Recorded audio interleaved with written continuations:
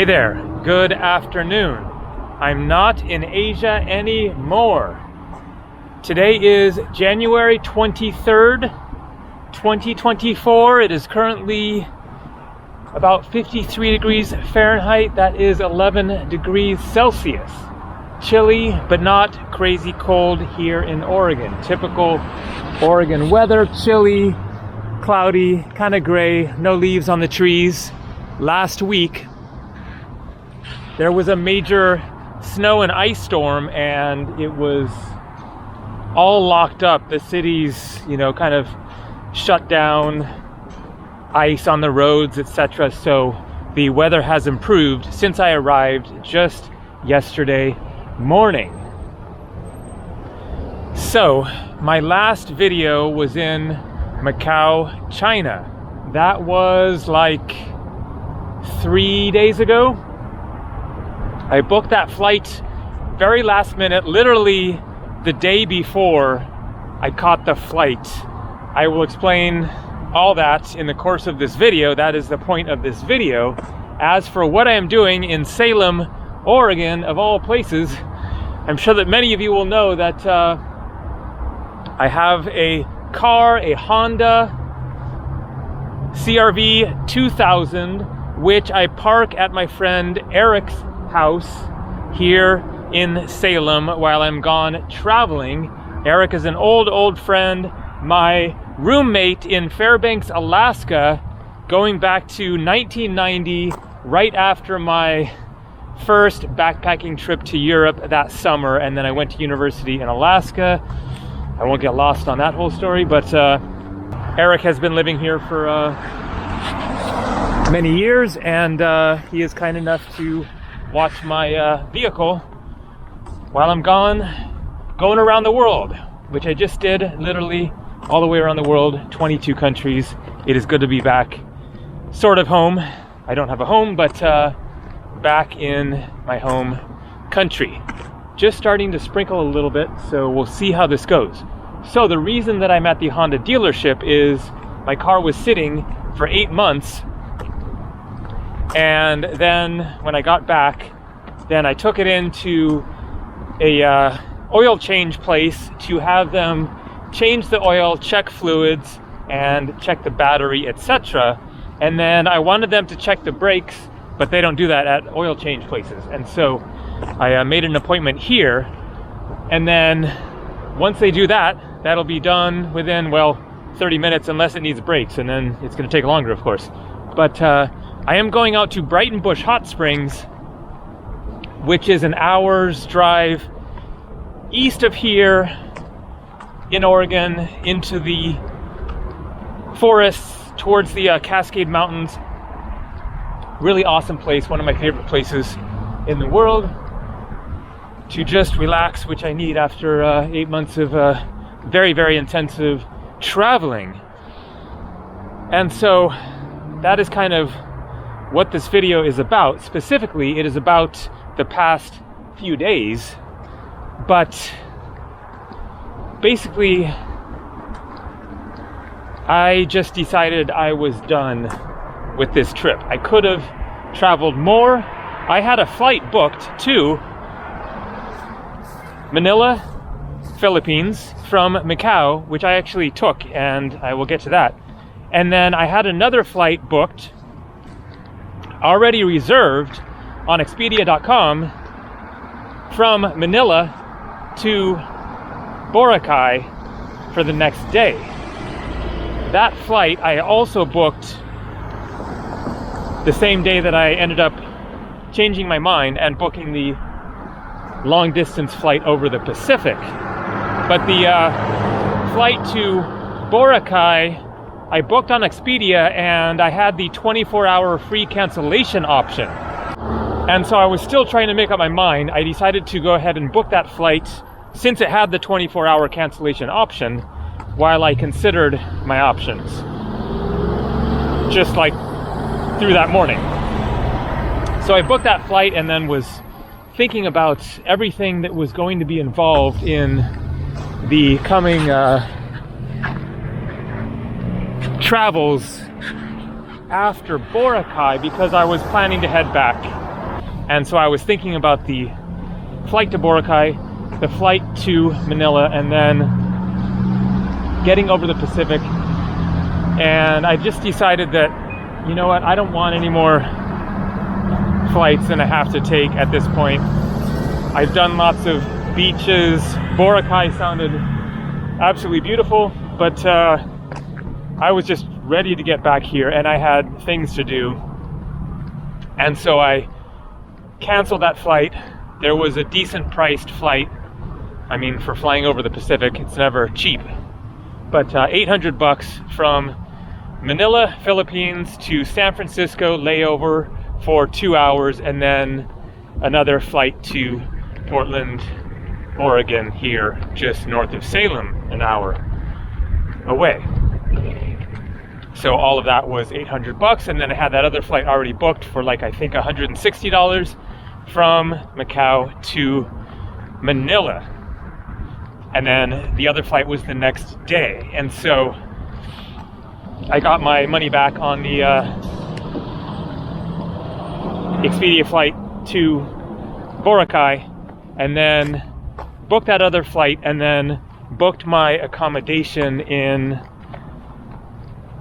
Manila, Philippines. Pardon me, I am jet lagged, wiped out. I just wanted to make this video while it's still fairly fresh in my memory, and also for something to do while I'm waiting for the car to get service there. So I will do my best to get through this without too much random rambling, but it is a long story, so I'm going to get to it. So this is mostly about that day in Macau, getting to the airport, which turned into a real fiasco. Well, the whole next 24 hours. So after 8 months of traveling, I was just kind of feeling done with all of the, you know, the stress, the lines, the sitting in seats on buses, on planes, etc. That is part of the traveling experience, and sometimes you're more up for it than others, and I was just not up for it anymore. And so I just wanted to get it done, out of the way, get back here and be done with the very rigorous traveling. But the next 24 hours really kind of reinforced and makes the point about how difficult things can be, because nothing overly dramatic happened, but kind of Murphy's Law took effect, and everything that could go wrong kind of went wrong. So let's get to it. I had reserved 3 nights accommodation in Macau there, and then was trying to decide my plans. There was the flight to Manila. I wanted a direct flight, but there was just this one flight that went at 8:20 p.m. I guess every day. But if I took it on the day after I checked out, then I would have from 12 p.m. until, 5, 6 o'clock with my luggage, trying to decide what to do for that whole long afternoon. And so I decided to simplify and just book that flight the day before I needed to check out, and then I would have the room the whole day and could just stay there and check out at 5 or so o'clock that day. So that's what I did. It comes time to get packed up. I had taken a taxi from the airport to my hotel. It took 30 minutes. It was like $15 or something. Very reasonable. And so I thought it was going to be an easy thing to get back to the airport. So an hour or so before I want to leave, then I go down to the reception desk of my hotel, and request the taxi. And he says, well, I'll call them, but he makes it sound like it's likely that all the taxis are busy.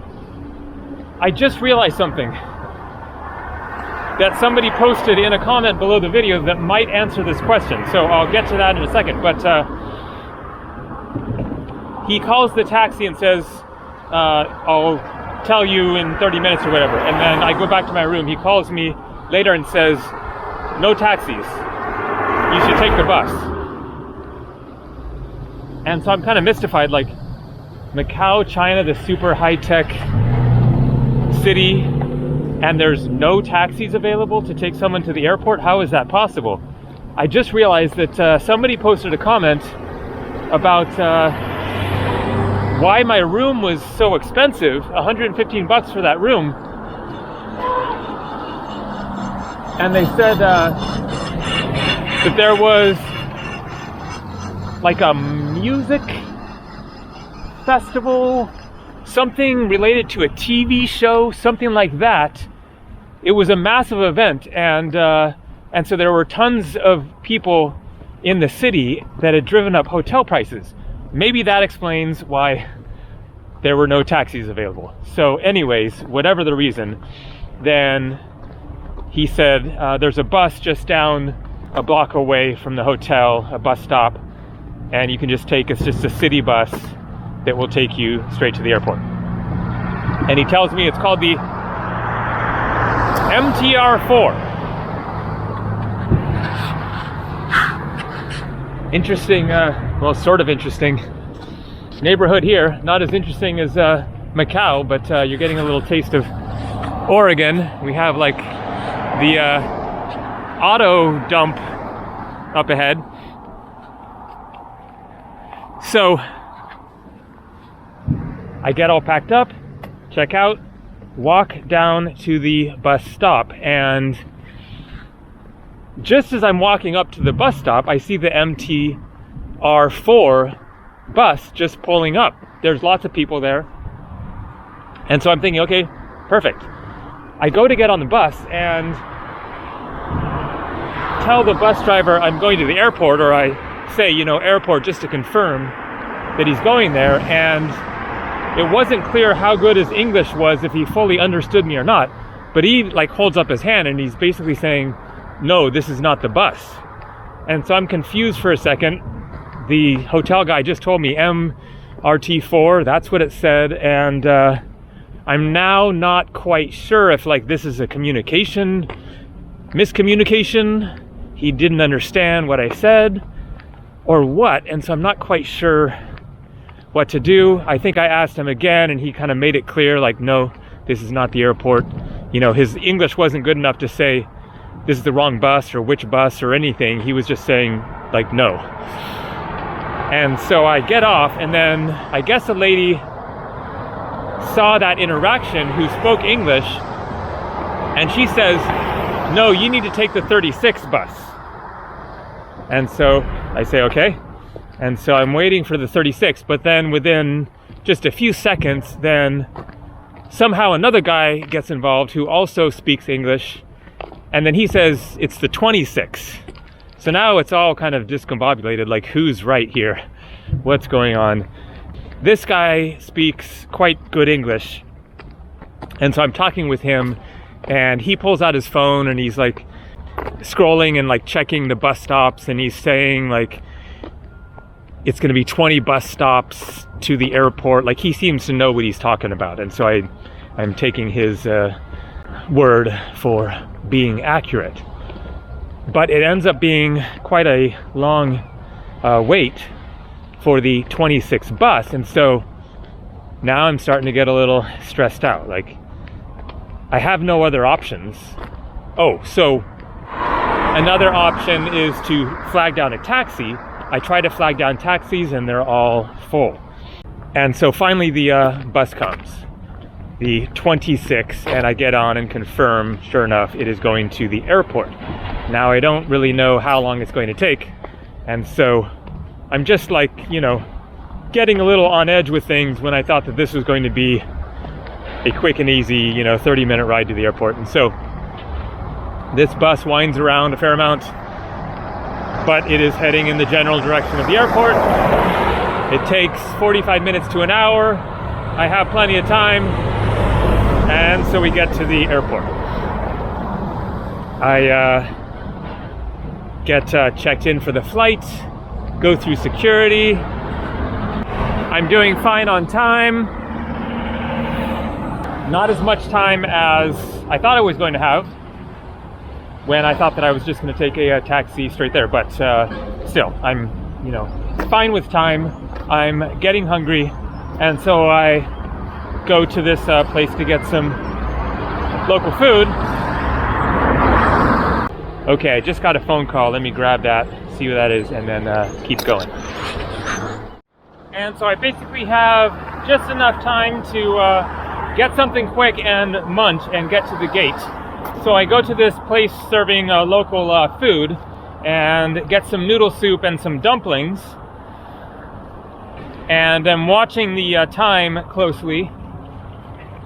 And it gets to the point that I should wrap things up and get down there. I really, really don't want to miss this flight. If I miss this flight, then the next direct flight isn't until 24 hours later, and then I miss my flight, which is the next morning from Manila to San Francisco.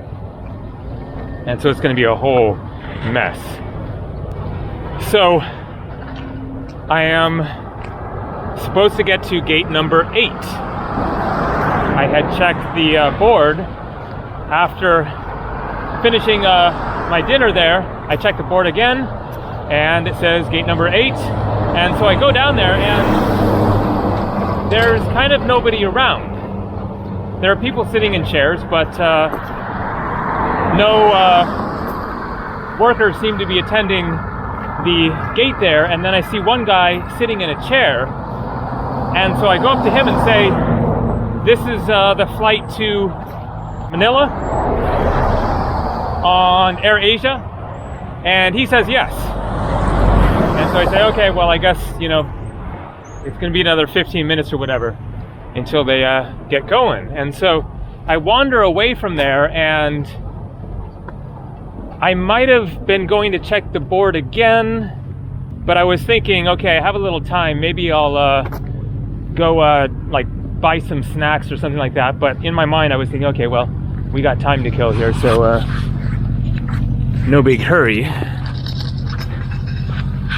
And then I'm standing there kind of a little confused, like the situation is just like not reassuring. And then out of the blue, the guy that was sitting at the gate comes up behind me and says, "So it's not gate 8, it's gate 16. And then I look at my ticket, and actually on my ticket it said gate 16, but on the board it said gate 8. And so I'm like, oh, great. So how far away is gate 16? And so I start booking it and get to gate 16. Nobody is there except 2 workers, airline workers, but they're clearly there checking people in. And sure enough, I'm still in time. They take my ticket and scan me through, and then there's a bus waiting there that is like full of people ready to go, and then the bus to the airplane, and then it takes off with me in it, and I get to the flight. But I was thinking at the time, like, man, oh man, that guy saved my butt. So I had reserved a room at a place right near the Manila airport that had not great reviews, but it seemed fine enough. And the big advantage of it was that it was within a walk from the airport, so that I wouldn't have to deal with a taxi. So flight goes through, get to Manila, and so entering Philippines, then you have to fill out an online form just mentioning that to keep in mind. You have to download the app, or a QR code, and then it pulls up a form. You have to fill all that out. And so I get that done, get through customs, and so I'm just wiped out at this point, just kind of like the stress of the whole thing, getting there, and it's late by this time. It's maybe 10:30, or by the time I get through customs, it's like after 11 o'clock. And the email that I gotten had said that reception was open until 11:30. And so I'm cutting things close. And then it takes a while for my bag to show up. And then I get out to outside the airport, and I'm trying to figure out how do I get to my hotel, because it is not coming up on Google Maps. It isn't really a hotel, it's like these rooms, and the name just does not come up. There's an address, but it is not clear. There were directions that came in a WhatsApp message, but that is not really helping me as far as what I'm seeing standing there at the airport. And so I'm thinking, okay, now what? So a taxi guy comes up to me and is offering me a ride, and I'm kind of trying to explain, well, I should just be able to walk to this place. And then he's saying, well, there's like a big freeway in the way.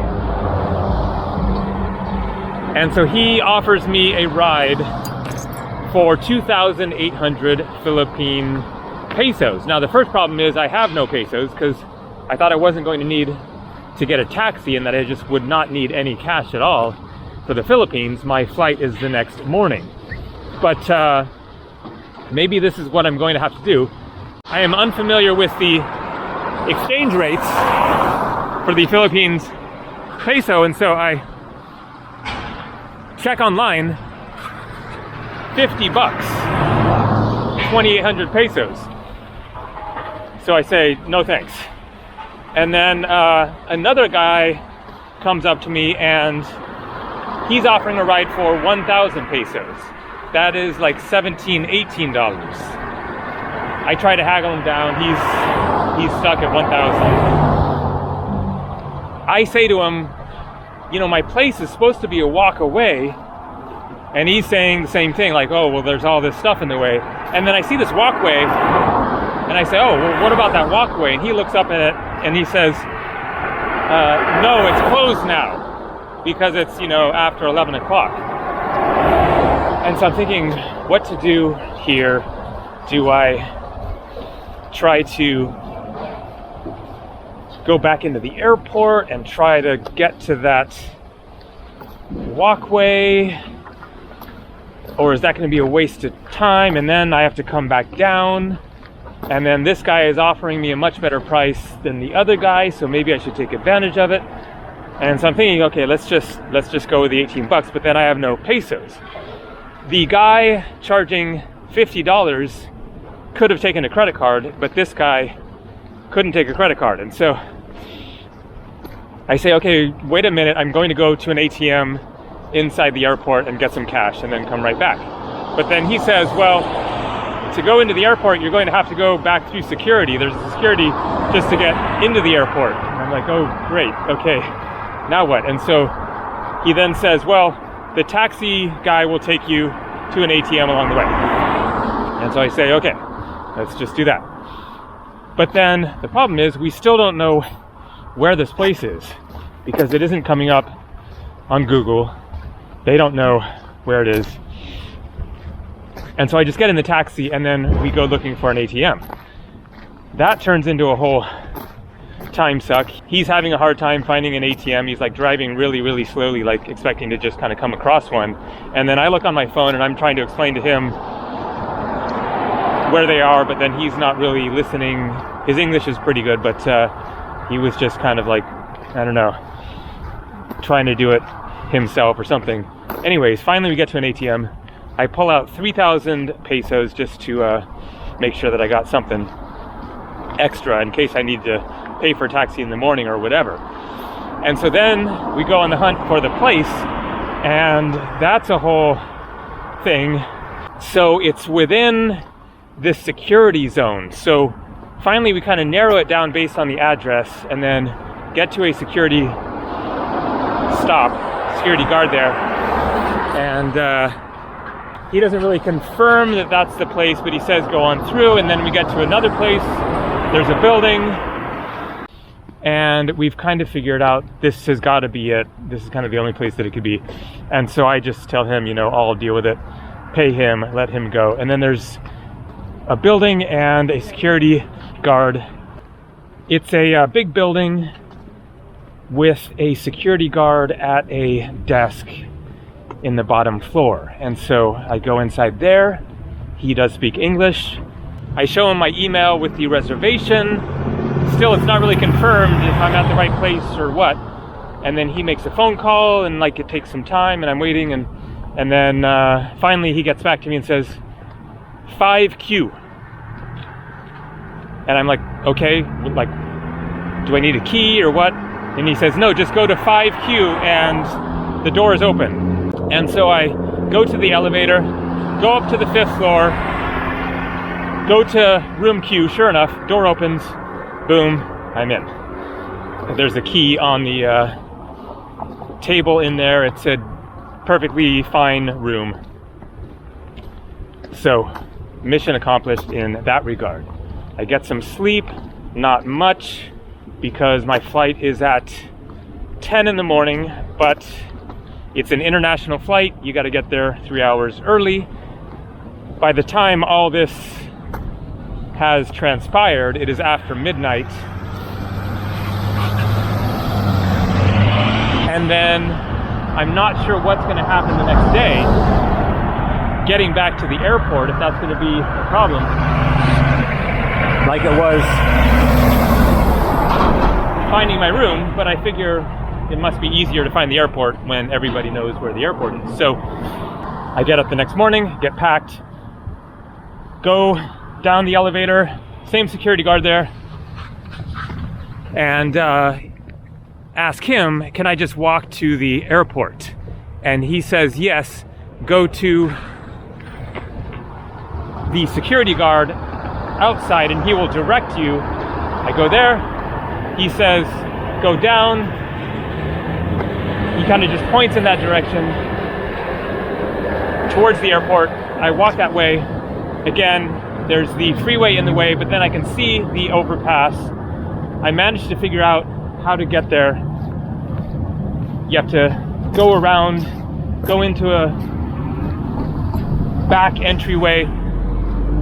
There's a security check there, and then they let you in. Elevator, 5 floors up, get up. Sure enough, it goes across, it's open.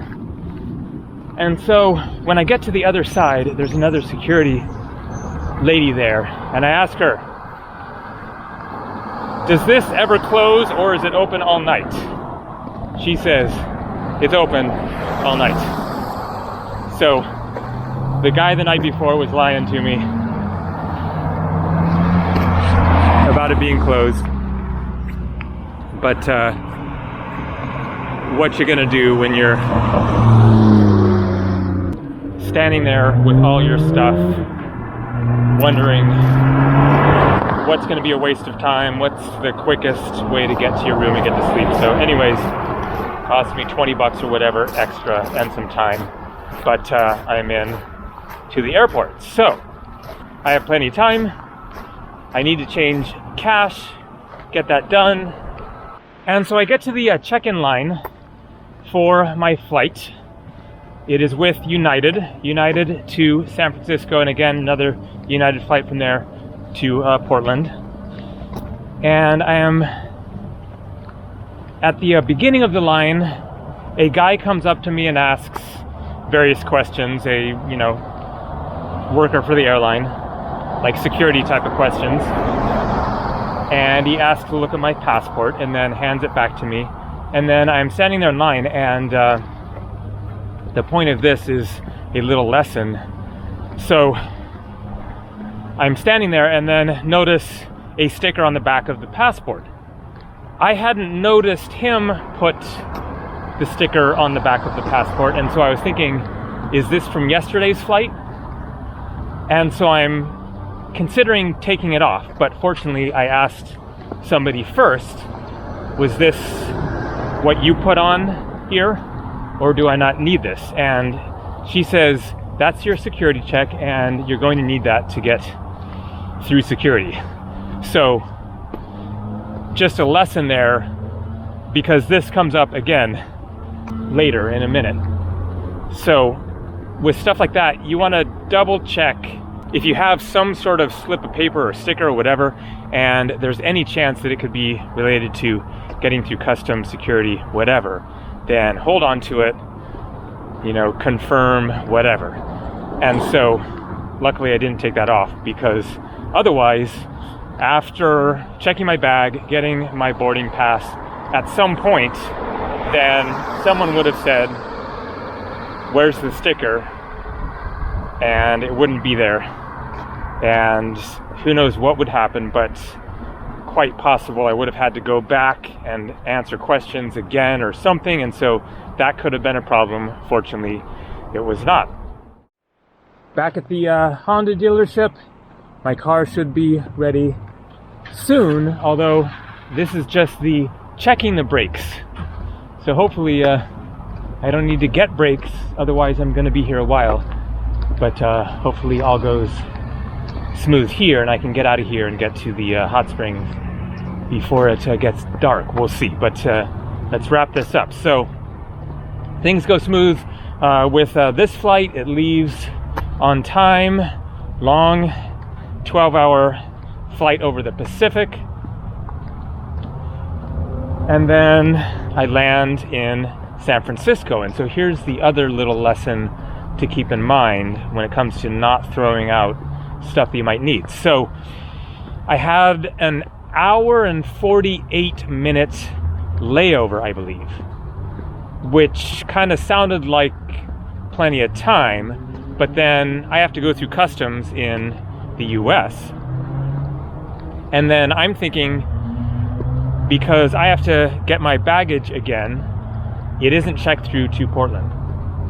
So I have to get through customs, get my baggage, and then get back in line for United again. I'm thinking I have my boarding pass, but I still have to recheck the backpack, my big backpack, which I have to check.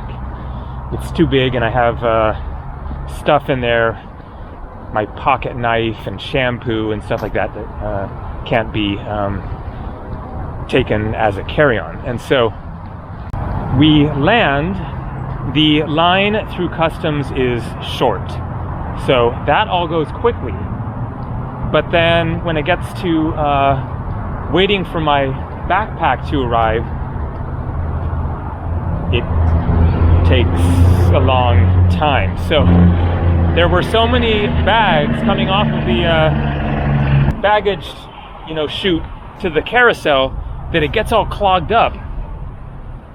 And they have to stop it several times, because this was, a massive overnight flight with, 3 seats, then 4 seats, then 3 seats, so like hundreds of people on there. And so the bags get clogged up. They have to stop. Workers come out and start taking them off of there, and then mine is just like, not anywhere near one of the first bags to come off, and so it takes quite a long time. I'm looking at the clock and realizing I do not have enough time to wait in another line and check the bag and then wait in the security line and get my flight. Finally, my bag comes. I grab it. I am thinking of taking the luggage tag off, the one that was used to get there, thinking, okay, I'm gonna have to get another one. And fortunately I didn't, kind of just because I was in a hurry and started running. And then I get out of the baggage zone and see that there is a United Airlines recheck place right there. I don't have to go back to the main part of the airport and wait in another whole long United Airlines line. There's just 2 people standing there, and so it's a short little line. And fortunately I still had that tag on there because it was actually to Portland, but I just had to manually give it to them instead of it being automatically checked through. And so another lesson there, if you have that sort of a situation, don't get rid of your baggage tag. And so give it to them, and then it is a short security line there. I get in and I actually have like 30 minutes to spare. So that flight went through, landed in Portland at 10 o'clock yesterday morning. There you go. So a very intense 24 hours, and that is why I need a break from traveling. I'm just kind of out of patience for the time being with all that kind of unknown stuff, the things that can go wrong and leave you in a really bad situation, you know, stranded somewhere, you missed your flight, you're out $1,000, language problems, all that kind of stuff. That is, you know, part of the challenge and the thrill of international travel, adventure travel, but it's good to have a break sometimes. I will be ready for it again, no doubt, but for now I'm glad to be back in home territory with my own wheels. As for what is happening next, then I don't know exactly, but things are in the works as far as once I come back from Brighton Bush, so I will cover that stuff later. For now, time to hopefully get this car and roll. We'll see what happens from here. No idea how much filming I'm going to be doing. Probably not much for a little while, a few random videos here and there. That is it for now. More coming from somewhere. See ya.